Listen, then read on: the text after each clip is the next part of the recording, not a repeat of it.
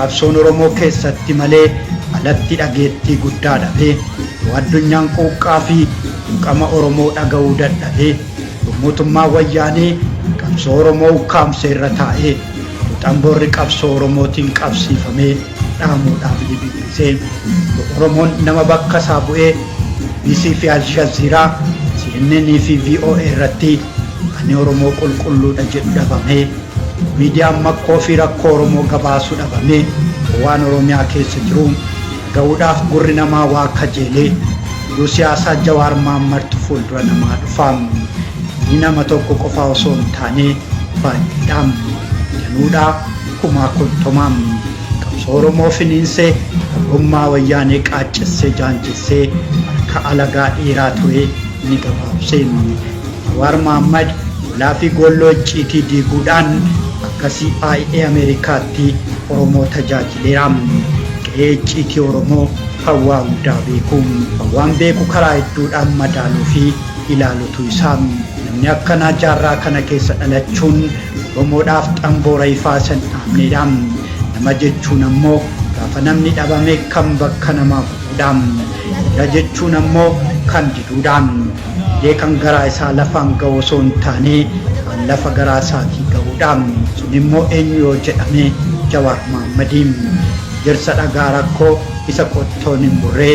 yoo yaada isaatiin malee isa roorroon hin bulletu isaan Baabil Caararragaa lolee lolchiisaa akka harroollee fiichee ilma Oromoo waraana ajajee mo'achuu malee mo'atamee hin beekne isaayuu waraana illeen ji'iniin nama lolee mo'atuun inni taankii fi jeettiidhaan dhufu achuma taa'ee gooftaa fi sammuudhaan isaan caalee na wayyaanee ni injifatee ni injifachiisee isaayuu sirna waggaa 27 oliif of ijaaree gafunyaanitti warra hidhateedhaan namoonni akkanaa kun baay'ee miti Oromoo qofa osoo hin taane addunyaa irrattu kanaaf nama akkanaa qabaachuun carroomuudhaan seenaan nama akkanaa immoo silaa osoo nama biraatiin barreeffamee tola ture abbaadhaaf gurri ummaatiin kitaabni kun seenaa isaa haa ta'u imala qabsoo Oromoo inni ammatti ibsuu baatus kitaabicha of ibsuun isaa waan ta'e nolleedhaan kitaabni qabsaa fi xiinxalaa siyaasaa gaanfa Afrikaa Jawaar Mohammediin barreeffamee ture xumuramuu isaatu himamee kitaabni of eeggannoo guddaadhaan qorannoowwan garaagaraatiin dabaalamee yeroo dheeraadhaaf barreeffame kun torbaan kanatti Oromoon jiru hundatti gurguramuun eegalaam gara Oromiyaattis dhufee gurguramuudhaaf jiraam kanaan dura afgaaffii taasiseen kitaaba barreessaa akka ture kan dubbate hayyuun siyaasaa fi qabsaa'aan mirga namaa Jawaar Mohaammed yeroo gabaabaatti xumuruun dubbistootaaf akka qoodu himee ture waggoota hedduuf kitaaba kana barreessaa kan ture Jawaar waggoota lamaan darbaniif ammoo Keeniyaatti iddoo jijjiirrachuudhaan